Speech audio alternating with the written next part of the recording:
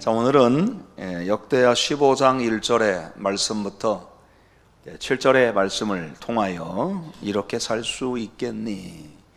이렇게 살 수 있겠니라고 하는 말씀 제목으로 우리가 은혜를 나누고자 합니다. 우리 사람들이 흔히 알고 있는 사랑, 이 사랑이라고 하는 것에는 조건이 없다고 말을 합니다. 그런가요? 사랑에는 조건이 없나요? 이 말은 일부분은 맞기도 하지만 일부분은 좀 더 깊이 생각해 보아야 되는 문제입니다.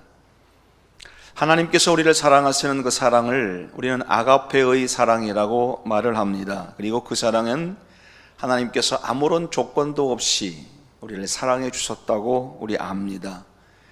우리가 이론적으로 알기 때문에 우리가 하나님을 믿고 따르는 우리도 그렇게 살아보겠다고, 하나님처럼 아무런 조건이 없는 사랑으로 살아보겠다고 마음을 다짐을 하지만은 결정적인 순간에는 모두가 조건을 따지더라는 겁니다. 모두가 조건을 따집니다.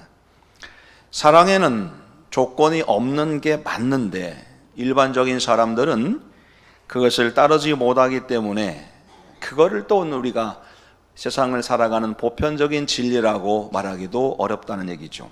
그 순간순간 우리 인생은 장벽에 부딪히는 것 같습니다. 사랑만 그런 것이 아니라 이 세상에 많은 것들이 그런 것 같습니다. 진리가 뭔지 알고 어떻게 해야 되는지도 알고 어떻게 살아야 되는지도 아는데 실제로는 그렇게 사라지지 않는 겁니다. 그렇게 살 수가 없는 것이죠. 이렇게 될 수밖에 없는 이유가 있다면 인간은 태생이 그래요. 태생이 원래 약한 존재이기 때문에 그렇고, 또 사람들이 살아가면서 결국에는 이기적이 됩니다. 나를 생각하는 이기적인 모습을 갖게 되기 때문에 어쩔 수가 없어요. 태생이 약하게 태어났고 살다 보니까 이기적이 됐는데 나는 아닌데요, 나는 그렇게 살지 않는데요 라고 말할 수 있는 사람이 아마도 한 사람도 없을 것입니다. 그럼에도 불구하고 하나님께서는 우리 연약한 우리들에게 요구하시는 조건들이 있습니다. 성경이 그것을 우리에게 말씀해 주고 있죠. 10계명이 뭡니까? 계명인데 하나님께서 택한 백성들에게 니들 이렇게 살아라고 조건을 말씀하신 겁니다. 내 백성은 그렇게 살아야 한다고 말씀하시면서 그렇게 살아야 하늘의 신령한 복과 땅의 기름진 복을 주겠다라고 약속을 하신 겁니다. 조건이에요. 하나님께서 우리 이 모든 인생에게 걸어놓으신 조건이 있습니다. 그 조건을 맞추어갈 때 하나님께서 우리들에게 주시는 은혜가 있고 또 복이 있고 우리에게 구원과 영생도 보장되는 겁니다. 자, 그 조건을 잘 맞추어감으로 하나님께서 하시는데 오늘 성경을 보니까 그런 말씀들이에요. 다 하나님 주신 조건들. 그러면서 하나님께서 우리들에게 요구하시는, 또 질문하시는 게 있다면 너 이렇게 살 수 있겠냐? 이렇게 살 수 있겠냐라고 하는 질문입니다. 자, 오늘 본문의 말씀은 하나님께서 아사왕에게 하신 그런 조건들의 말씀이고, 아사왕이 그 조건을 이렇게 잘 맞추어 감으로 인해서 하나님께서 주신 그런 축복이 있다라고 하는 것을 보여주고 있습니다. 사울 왕의 뒤로 가면, 사울 왕은 사실 이스라엘 초대 왕이라고 하지만 그때 별로 힘도 없었고, 다윗부터 이렇게 이스라엘의 유다의 왕으로 따진다고 한다면 다윗을 대신해서 그 다음에 솔로몬이 왕이 됐고, 솔로몬이 왕이 돼서 르호보암이 왕이 됐고, 르호보암의 아들이 아비암이 왕이 됐고, 그 아비암의 아들이 아사 왕입니다. 그러니까 유다의 5번째 왕이라고 볼 수가 있겠습니다. 하나님께서 일찍이 아사 왕에 대한 평가는 굉장히 좋았습니다. 14장 2절 말씀에 보면은 아사가 그의 하나님 여호와 보시기에 선과 정의를 행했다고 평가하십니다. 그러니까 하나님께서 아사 왕을 보실 때 다윗처럼 나라를 잘 다스리고 섬겼던 믿음의 성공자였다는 겁니다. 평가를 이렇게 받는 게 하나님께서 보시기에 선했고 정의를 행했다. 자, 이런 평가를 받는다고 하는 것은 결코 쉬운 게 아닙니다. 우리가 알듯이 다윗 왕은 하나님의 마음이 합한 자라고 하는 평가를 받았죠. 그 뒤를 이은 솔로몬은 처음엔 잘 나가다가 나중에는 우상 숭배에 빠졌어요. 하나님 별로 좋아하지 않으셨습니다. 그 아들 르호보암은 이 정치를 잘못해가지고 남과 북으로 나라를 나누게 했습니다. 그래서 북쪽이 이스라엘이 되고 남쪽은 유다가 된 겁니다. 아사 왕은 남유다, 예루살렘을 중심으로 한 남유다의 왕이었던 것이죠. 넷째 왕이었던 아비암은 부패했습니다. 패역했고 우상 숭배였고 하나님 없이 산 사람입니다. 자, 그런데 그 왕 아래에서 아사 왕이 나왔는데 그 아사라는 사람은 아버지랑 달랐다는 겁니다. 아버지랑 다르게 하나님께서 보시기에 선을 행했고 정의로운 그런 왕이었다는 겁니다. 하나님께서 그런 조건을 갖추었던 아사 왕을 복 주시는 거죠. 잘 되게 해주셨어요. 그래서 이 아사 왕이 처음에 왕이 된 다음에 했던 게 뭐냐면 하나님을 잘 섬기겠다고 이 우상을 다 막 터뜨리고 주상을 깨뜨리고 아세라의 목상 다 부시고 막 그냥 우상 숭배했던 걸 다 없었어요. 산당도 막 제거하고. 하나님께서 보니까 좋은 것이죠, 기분이. 그래서 아사 왕이 잘 되게 하셨어요. 국력이 아주 강대하게 만들었고 아사가 또 성읍을 건축하고 성곽을 만들면서 아주 나라가 부강해지는 겁니다. 구수의 100만 대군도 막 무찌를 정도의 강력한 힘을 가지고 갖게 돼서 주변 나라가 이 유다를 무서워하고 두려워하게 되는 겁니다. 그래서 유다가 명실공히 아주 잘 나가고 있는 거죠. 부유하고 부강하고 아주 평안하게 됐습니다. 자, 이것에 이제 이렇게 된 건 하나님께서 물론 그렇게 만들어 주셨지만 문제는 뭐냐면 그 뒤로 14장의 말씀이 있는 그 뒤로 10년 정도의 시간이 흘렀어요. 10년 정도 시간이 흘러서 하나님께서 유다와 아사 왕을 보니까 막 불편해지기 시작한 겁니다. 10년 전에 아사 왕이 보여줬던 모습이 있는데 10여 년 지난 다음에 지금이 어떤 사람이 막 형편이 좋을 때거든요. 부강해지고. 자, 그런 모습을 보면서 그들이 보여주는 모습들을 보면서 하나님은 마음이 아주 불쾌했습니다. 그래서 오늘 3절의 말씀 보니까 유다를 진단하면서 하나님께서 세 가지가 없다. 첫째, 너희는 참 신이 없다. 두 번째는 제사장도 없다. 세 번째는 율법도 없다. 그래서 하나님께서 니들 참 신도 없고 제사장도 없고 율법도 없고 다 없다.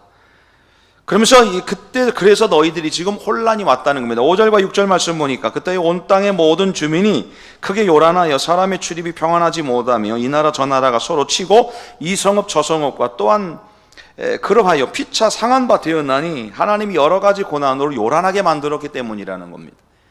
10년이 지난 상황을 보니까 성과 성이 서로 다투고 싸우고 서로 상하게 하고 요란하고 사람의 출입이 이렇게 평탄하게 왔다 갔다 하지 못하는 불편한 상황이 됐는데 그 이유가 뭐냐면 하나님께서 그렇게 하셨다는 겁니다. 왜냐? 니들은 참신이 없고 제사장도 없고 율법도 없어.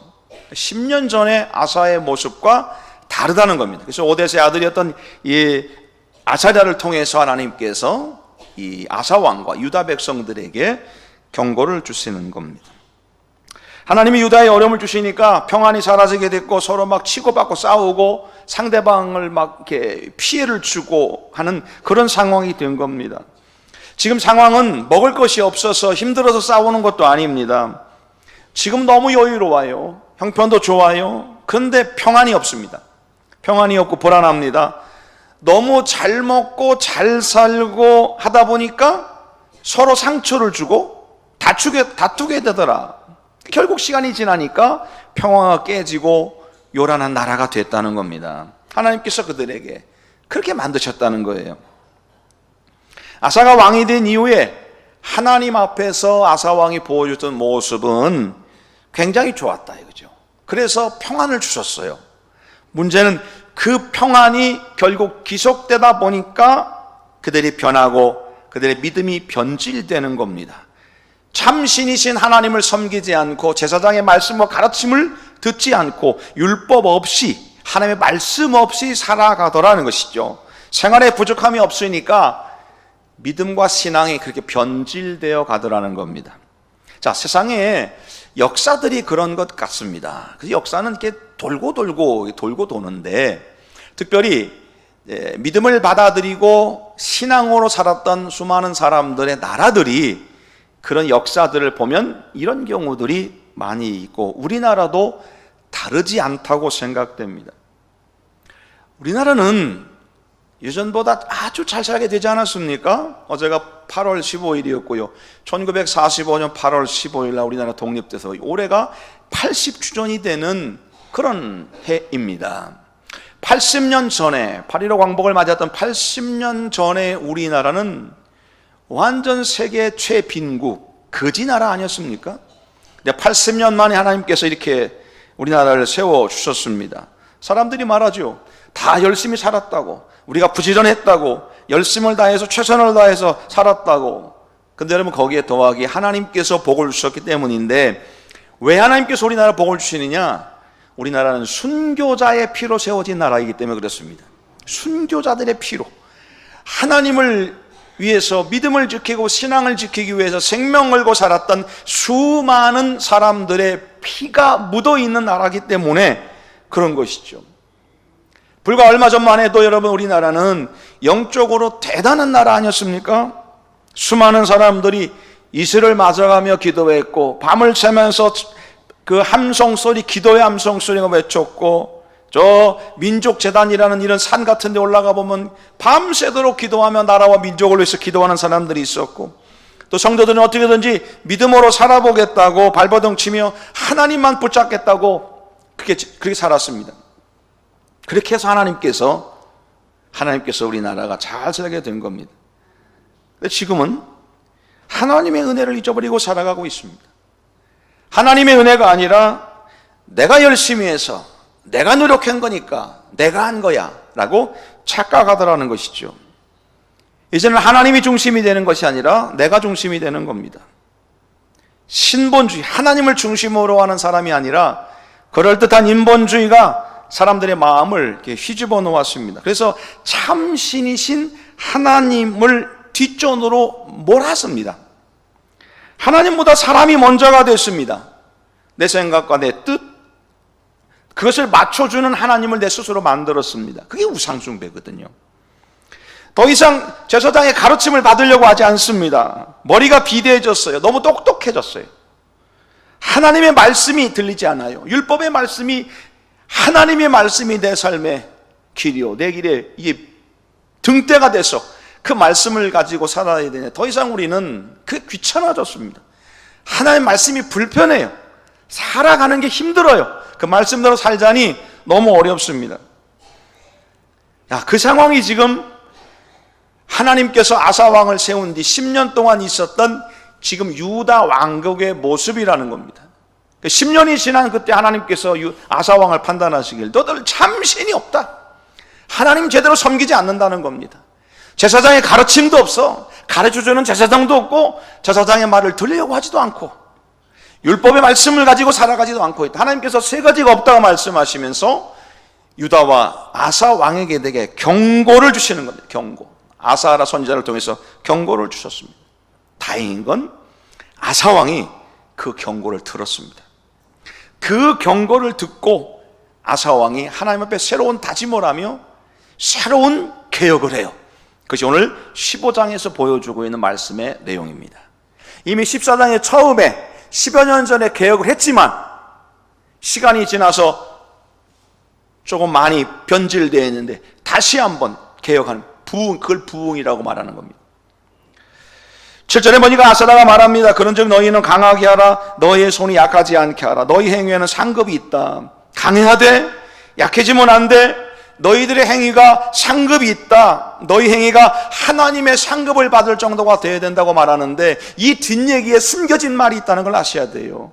너희들의 행위로 상급을 받지만 잘못하면 저주받는다는 것도 여기에 빠져 있잖아요. 여러분, 우리가 천만다행인 것은 아사 왕이 하나님의 말씀을 귀담아 들었습니다. 그리고 다시 한번 올바로 서기 위해서 종교개혁을 단행합니다. 부흥을 일으켜요. 오늘 본문이 15장에 나오는 말씀이 그거를 지금 말씀해 주고 있는 겁니다. 다시 한번 세워지기 위해서 아사 왕에게 요구하는 조건이 있었습니다. 2절 말씀 보니까 너희가 여호와와 함께하면 여호와께서 너희와 함께 하실 것이라. 너희가 만일 그를 찾으면 그가 너희와 만나게 해주실 것이다. 만일 너희가 그를 버리면 그도 너희를 버리실 거다. 조건입니다. 너희가 하나님과 함께하면 하나님도 너와 함께 하셔. 너희가 하나님을 찾으면 하나님도 너희를 만나 주셔. 그러나 너희가 하나님을 버리면 하나님도 너희 버리신다는 조건입니다. 그러면서 아사라가 통해서 하나님께서 아사 왕이 하신 말씀을 너희 이렇게 살아갈 수 있겠냐는 겁니다. 그 개혁을 하면서 하나님의 말씀과 하나님의 뜻에 맞는 삶을 살아갈 수 있겠느냐. 여러분, 이 말씀은 오늘 우리들에게 주신 하나님의 말씀으로 듣는 게 중요합니다. 시간이 지나 그냥 옛날 이야기로 흘러가는 것이 아니라 아사 왕에게 아사라를 통해서 말씀하신 하나님이 오늘 이 성경 말씀을 통하여 오늘 목회자의 입을 통해서 나에게 주시는 말씀이구나 받아들여서 나도 이렇게 살아보겠다고 결단하는 게 중요한 겁니다. 이렇게 살아보겠다고. 오늘 하나님께서는 우리들에게 말씀하기를 너 이렇게 살 수 있겠냐? 자, 여러분, 이 말씀에 대한 아사가 왕이 어떠한 다짐을 했는가? 오늘 이 하나님의 조건에 맞춰가는 아사 왕의 모습을 볼 수 있습니다. 첫 번째는요, 아사 왕은 예배를 회복했습니다.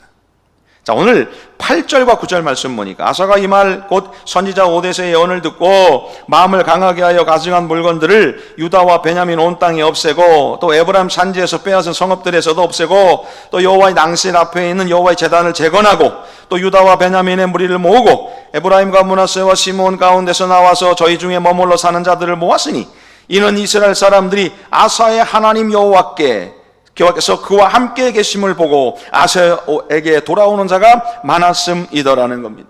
아사가 이 아사라의 말을 듣고 했던 일이 뭐냐? 성읍들을 없애고 베냐민 온 땅에서 가증한 물건들을 없애고 낭실 앞에 있는 여호와의 제단, 하나님의 제단을 재건했다는 겁니다. 지금 10년 동안에 10년의 시간을 지나면서 이방 사람들로부터 또 빼앗아온 가증한 물건들이 자리 잡고 있었던 모양입니다. 그거 유다와 베냐민 온 땅, 다시 말해 남유다를 말하는 거예요. 이 땅에서 없앴어요. 에브라임 산지에서 빼앗은 것들도 없앴어요. 그러면서 그들이 여호와 앞에 드리는 제단, 예배 드리고 제사 지는 그 제단을 다시 재건했다는 겁니다. 여호와의 제단을 재건하니까 하나님께서 아사에게 사람들을 붙여주신 겁니다. 아사에게 하나님께서 함께 하신다는 것을 보여주니까 다시 수많은 사람들이 아사 왕에게 모이더라는 겁니다. 여호와 하나님을 위해서 참신으로 고백하고 경배하지 않았을 때는 사람들이 흩어지더니 아사가 제사를 제단을 재건하고 다시 예배를 회복했더니 사람들이 다시 모이더라는 겁니다. 무너진 제단을 다시 세워야 됩니다. 신령과 진정으로 드려졌던 그 예배와 눈물을 뿌리며 감격 속에서 구원의 감격을 주신 하나님, 그 하나님의 감사함으로 정말 감격스러운 예배를 드렸던 그 천상의 예배, 우리가 다 잃어버렸다는 겁니다. 다시 회복해야 됩니다. 하나님의 경고를 들은 아사가 제일 먼저 한 게 뭡니까? 니들 가운데 참신이 없다. 하나님께서 원통한 마음으로 말씀하시는 겁니다. 니들 나 섬기지 않잖아. 니들 나 믿지 않잖아. 니들 나 경배하지 않잖아. 아사왕이 마음을 내려놓고 성전 제단을 재건하는 겁니다. 예배를 회복하는 것이 하나님의 영광을 회복하는 겁니다. 이스라엘 백성들이 광야에 있을 때 성막을 지었습니다. 출애굽기 40장 34절 말씀 보니까 성막을 지었더니 그 위에 구름이 가득하고 하나님의 영광이 그 위에 임했더라. 성막은 하나님의 영광이 있어야 됩니다. 하나님의 영광을 위해서 예배가 살아나야 됩니다. 솔로몬이 성전을 지었을 때에도 똑같이 그 성전 위에 제단 위에 하나님의 영광이 임했다는 겁니다. 성전이 세워졌다고 하는 것은 예배가 시작됐다는 거죠. 예배를 통해서 하나님의 영광을 드러내는 겁니다. 교회가 예배를 통해서 하나님의 영광을 돌려야 됩니다. 모든 성도들이 예배할 때 하나님께 영광 돌리는, 그 하나님 영광 받으시는 것을 목격하는 예배가 되어야 되는 겁니다. 저는 우리 교회가 그런 예배 됐으면 좋겠습니다. 예배가 회복되는 것을 통해서 하나님 영광이 드러나고 그 모습을 보면서 많은 사람들이 하나님께로 돌아오는 역사가 나타나는 우리 교회 됐으면 좋겠어요. 우리 그리스도인들이 집중해야 되는 게 뭐냐면 하나님께 예배하는 예배의 제단을 재건하는 겁니다. 예배를 회복하는 겁니다.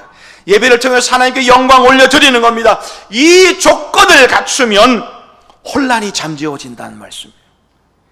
여러분, 이 시대에 수많은 사람들에게 예배의 제단이 무너지니까, 예배의 제단이 무너져서 하나님께 온전한 예배를 드려지는 이 거룩하고 경건한 천상의 예배를 감격을 경험하지 못하니까 사람들의 마음이 채워지지 않는 겁니다.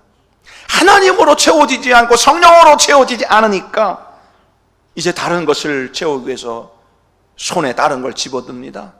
그게 돌멩이 같은 걸 집어듭니다. 너도 나도 돌을 집어들고 누구든지 걸리기만 해라. 던질 자를 지금 찾고 있습니다. 한 명 걸리기만 하면 내가 들고 있는 돌로 내가 죽이겠다는 거죠. 가늠하다 걸린 여인 앞에 수많은 사람들이 둘러서 이 여자가 가늠하다 걸렸다는 이 사리칠 하나만 가지고 다 돌을 들었습니다. 죽이겠다고. 나랑 상관없는 사람입니다. 나랑 어떤 가늠한 것도 아닌데 그래 죽이겠다는 겁니다. 사실관계를 확인할 것도 없습니다. 그냥 이 손에 든 돌 던지고 싶을 것뿐입니다. 예수님께서 니들 중에 죄 없는 자가 먼저 돌을 줘라, 그 말 듣고 다 돌아갔다고 하는 것이죠. 여러분, 이 세상에는 의미도 없고 가치도 없군 그 일에 돌을 집어든 사람들이 너무 많습니다. 그 돌에 맞아서 누군가는 신음하고 누군가는 죄 없이 아무 이유 없이 죽어가고 있는 겁니다. 왜 세상이 이렇게 되었을까? 사람들의 마음에 하나님께 정말 신령과 진정으로 드려지는 예배가 없어졌어요. 세상 사람들이 그런 모습을 가지고 있다고 하는 것은 원래 그런 사람들이가 거기까지는 저는 모르겠습니다. 그러나 지금 하나님이 말씀하시는 것은 아사원과 유다 백성들, 하나님의 택한 백성들, 니들 가운데 참신이 없다는 거예요. 하나님께 예배드린 자 얻는다. 오늘날 이 돌을 누가 들고 있습니까? 교인들이 들고 있습니까? 목사들이 들고 있습니까? 예배가 없으니까 그런 거예요.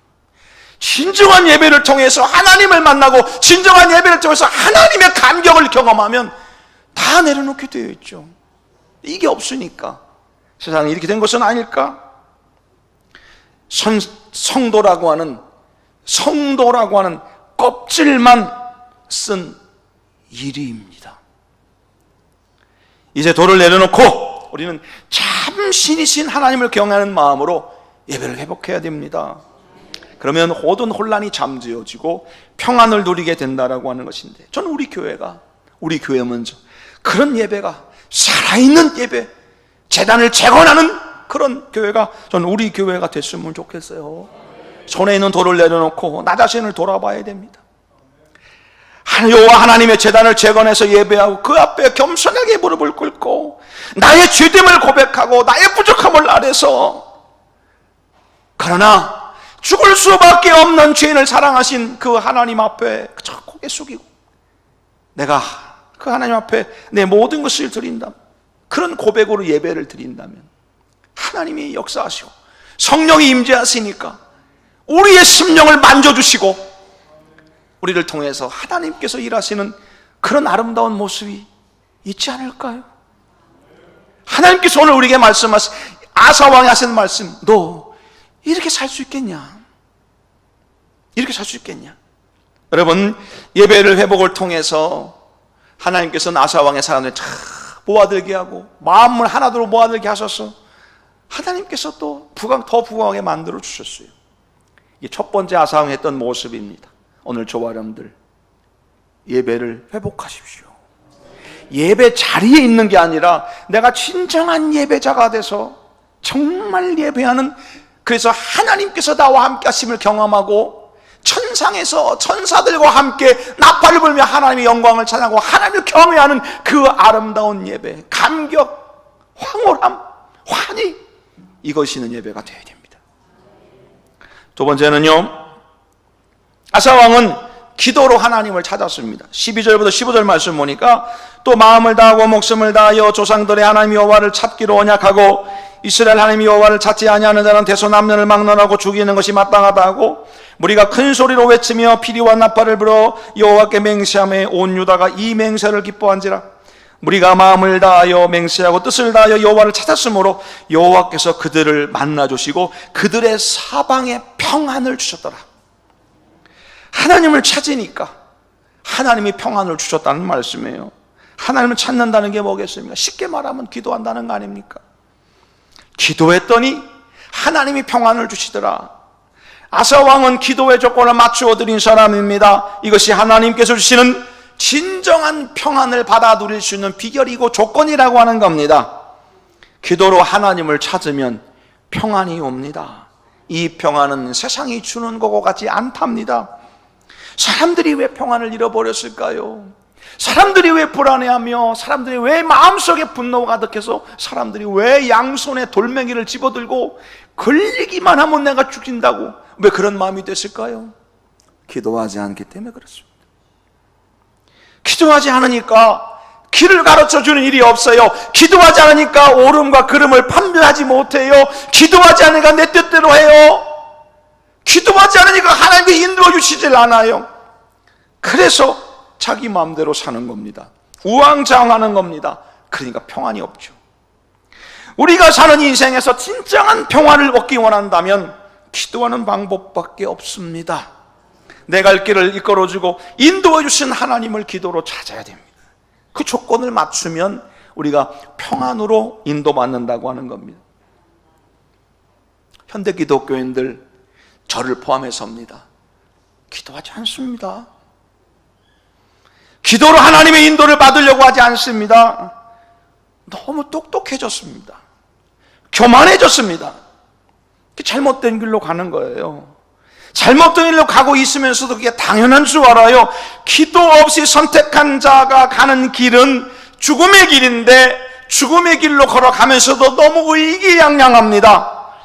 기도의 조건을 갖추지 않으면 인생길 올라가지 못합니다. 근데 우린 기도 안 합니다. 왜요? 기도해서 응답받을까 봐 두렵습니다. 기도하면 하나님이 이렇게 하라 저렇게 하라 하실까 봐 걱정됩니다. 왜? 불편하니까. 그런 말씀들이 불편하니까. 그래서 더 이상 기도하지 않으니까 사람들을 찾아다니고 사람들끼리 만나서 서로 수작을 부리고 잘못된 길을 찾아가서 잘못된 걸 묻고 그런다는 말씀이에요.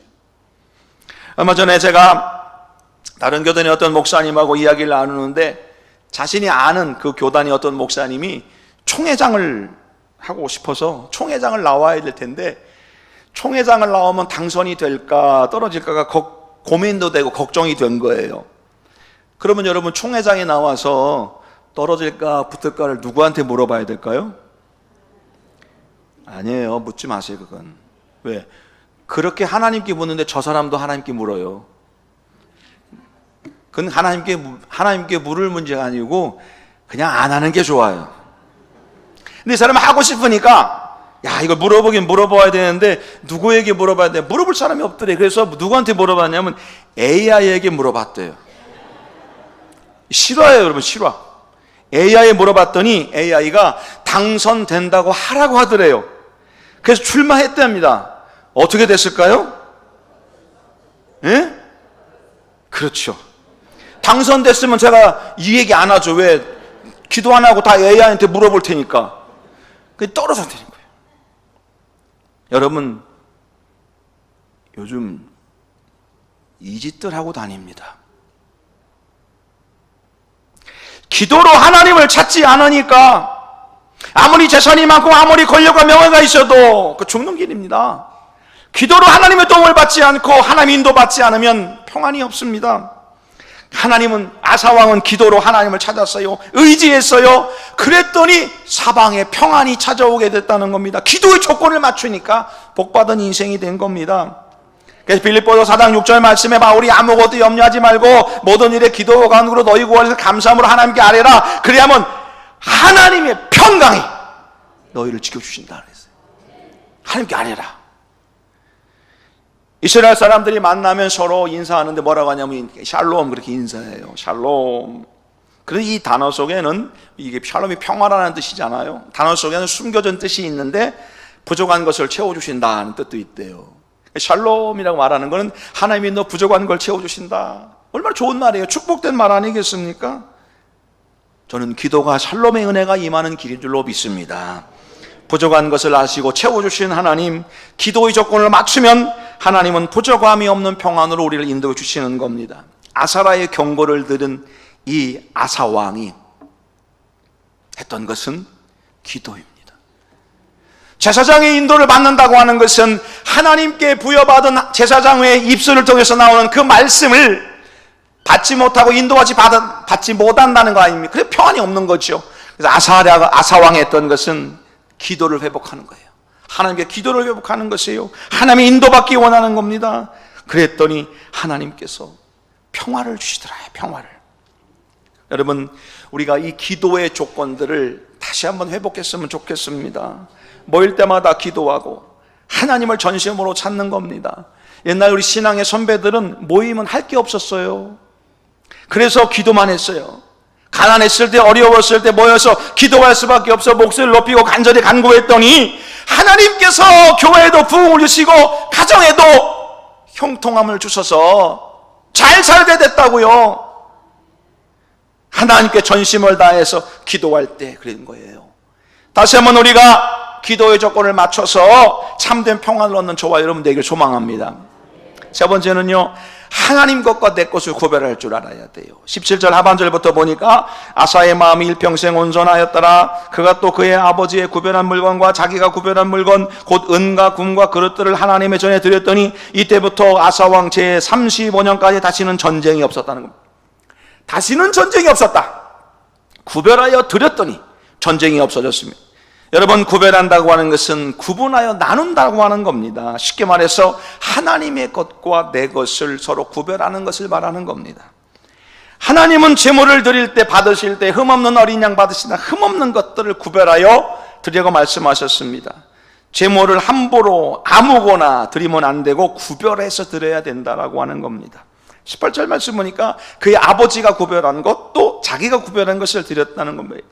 여기는 숨겨진 비하인드 스토리가 있는 겁니다. 이전에는 그렇게 안 했다는 얘기잖아요. 그렇게 안 했어요. 아버지가 구별한 것, 자기가 구별한 것, 좋은 거 하나님께 드려야 되는데 이전에는 딱 보면서 이 좋은 애, 이건 내 거. 그랬단 얘기입니다. 구별해서 하나님께 드린 게 아니라 구별해서 내가 가졌다는 얘기죠. 근데 이제는 바뀌었다는 말씀이에요. 하나님께. 아사왕은 가장 좋은 것을 하나님께 드리기 위해서 방해하는 자기 어머니 태후의 왕위까지, 자리까지 패해버렸습니다. 하나님께 구별해 드릴 것이 있습니다. 하나님의 것과 내 것을 구분할 줄 알아야 됩니다. 근데 우리는 하나님의 것은 내 것, 내 거는 내 것. 구분이 안 되는 것이죠. 구분이 안 돼요. 여러분, 우리가 하나님께 구별해 드리는 것이 물질, 그건 말할 것도 없습니다. 내게 있는 것에서 가장 귀한 것을 구별해 드려야 됩니다. 내 임의대로, 내 마음대로, 내키는 대로 드리는 거, 그거 아닙니다. 하나님께서 원하시는 거 아닙니다. 저는 한국교회가 언제 강력한 힘을 가지고 있는 그 교회가 되었는가? 철저하게 주를 성수하고 하나님께 구별된 예물을 드리고 거룩한 그리스도인으로 구별된 삶을 살아갈 때입니다. 그때 하나님께서 하나님 앞에 경건해지기 위해 우리가 얼마나 했었습니까? 세상 사람들과 구별된 삶을 살아가려고 얼마나 우리가 몸부림쳤어요. 희생하기도 하고 손해보기도 하면 내가 죽어지겠다고 바보같이 살았습니다. 그랬더니 하나님께서 높여주시고 오히려 세워주셨습니다.